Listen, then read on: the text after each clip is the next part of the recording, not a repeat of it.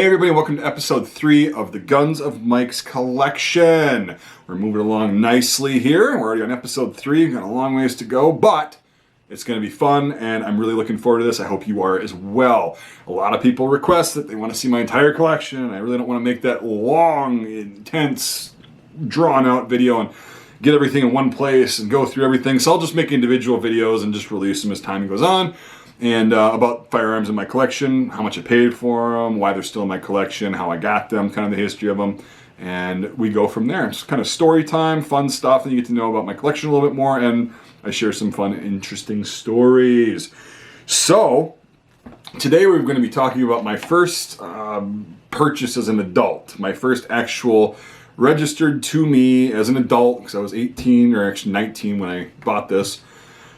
This is a Mosin Nagant 9130. It's a 1925 Ishevsk Ex-Dragoon refurbished rifle. So it's a mouthful, but if you're a Mosin fan, you know what that means. So the story with this thing, and we'll get into, yes, the stock is refinished, and it's all part of this rifle's history. This is also probably one that I'm probably not going to get rid of. I know everybody says that, but the firsts are, usually people remember their firsts of many different things.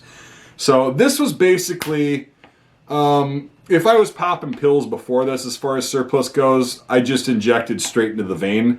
At this point, this was the beginning of the end for my addiction to military surplus firearms. So what happened was with this is I was still in Iraq in 2009, and it was the end of 2009, around Christmas or whatever, and we were staying in tents, getting, doing the right seat, left seat with the new unit that replaced us, Texas boys, Texas National Guard, fun stuff. And us lower enlisted guys were pretty much done working, just kind of waiting for everything to wrap up so we could go home. So we were stuck in these tents for like hours a day. We had to do PT a couple times a day, and then we could pretty much do whatever. We had classes once in a while. So we sat on our computers, and a bunch of us liked military surplus firearms. We were like, well, you know what? We're going to be home in a few weeks. So we can actually, if you know an FFL, you can call them and say, hey, can you send your FFL, fax it to this person? So I ended up going on AIM Surplus quite a bit because they had so many firearms and they were so cheap and they were really nice people. I had heard nothing but good reviews about them. And so I went on there and I was looking at these 9130s. Now these, because they were hex receivers, were $70 plus shipping, and the round receivers were $60 plus shipping, or something like that. It was either 80 and 70 or 70 and 60, something like that. Either way, dirt cheap. It came with the bayonet, the cleaning kit, the ammo pouch, actually 2 ammo pouches I think at that point, and just everything. And so I wanted a hex receiver, and I also got my Wasser 1063 at that point, the same transaction. I did not have a CNR because I was only 19, couldn't get one, but I had a friend who was an FFL who said, yeah, sure, buy them, and then I'll just, when you get home, we'll just do the 4473 and you'll be on your way. I was like, cool. So my buddies and I were just buying these guns online, and then we were buying ammo and stuff, had them shipped to our home. It's like, okay, well, it's the end of the deployment, so we're going to have a little bit of fun. And yeah, I got home, and a couple days after I got back, went over and picked this in the Wasser up, and oh my God, this was fun. Also bought a bunch of Polish ammo that was on, it was a lacquered stuff from the 50s on Mosin chargers, which are the best chargers I've ever used. They were parkerized. They actually worked well.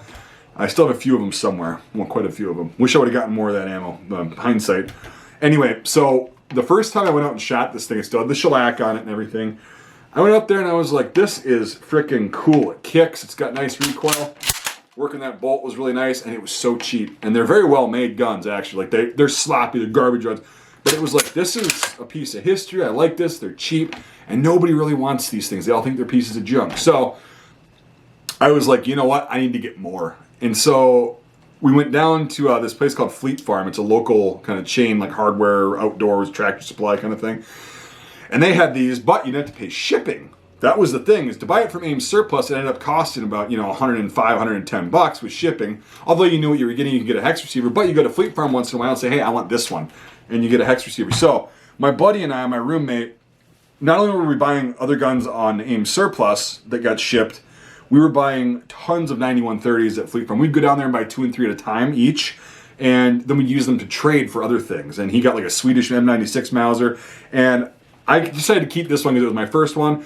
And then, that's just kind of how it escalated. That's how I started expanding my collection with other things that I started trading up because I got into the markings and everything. Knew what to look for at Fleet Farm. We'd go there and annoy the hell out of the gun people. We'd just sit there and look at all the markings and be like, no, yep. And then I traded most of those since. But that's how we kind of rolled.